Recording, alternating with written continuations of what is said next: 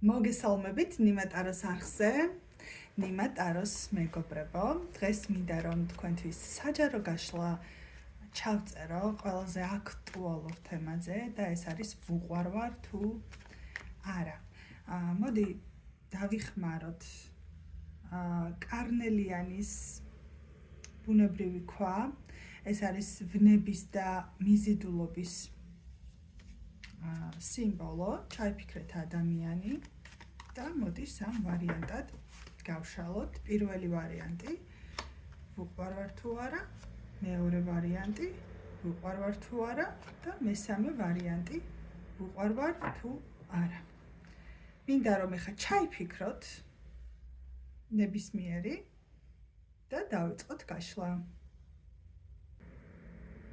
მათთვის ვინც უკვე ჩაიფიქრეთ, მოდი დავიწყოთ პირველი ვარიანტით. ეს არის ჯოხების რაინდი, ეს ბარათი ძლიერ მიზიდულობას და ვნებას აჩვენებს. ესე იგი ადამიანს შენს მიმართ ნამდვილად აქვს გრძნობები, მაგრამ ეს გრძნობა შეიძლება რაღაც დროს ძალიან აქტიური იყოს და რაღაც დროს ცოტა თითქოს მოულოდნელად გაცივდეს.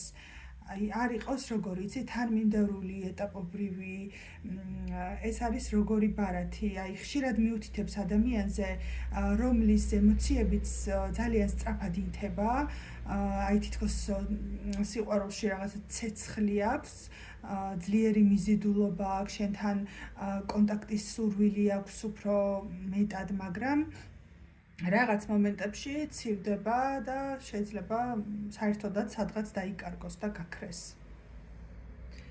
მეორე ვარიანტი.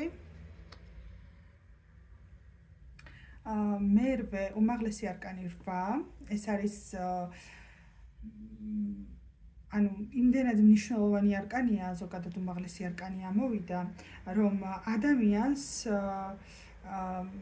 ვფიქრობ, რომ უყვარხარ უბრალოდ ეს არის გრძნობა, რომლის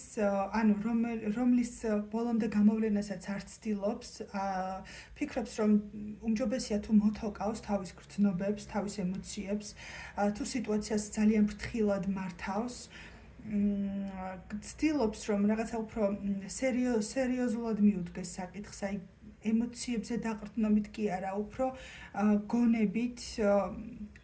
გონებით იმოქმედოს. ყოველ შემთხვევაში ეს არ არის ზედაპირული გრძნობა. ეს ადამიანი ნამდვილად ფიქრობს თქვენზე. მესამე ვარიანტი.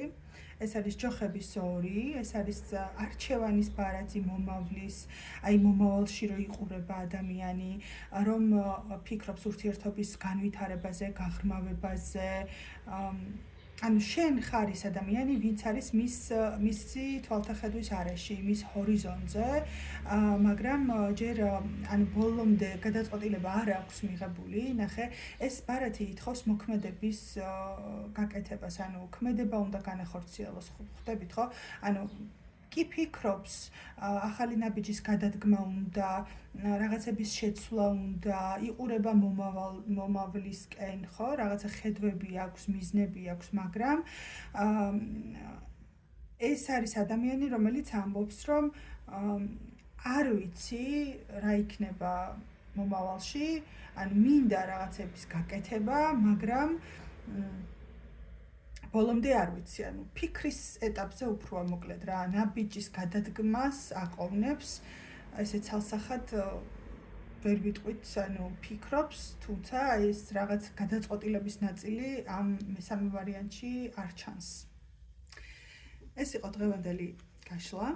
მე დღეს ამით დაგემშვიდობებით და უკვე შევხვდებით ერთმანეთს მომდევნო გაშლებში.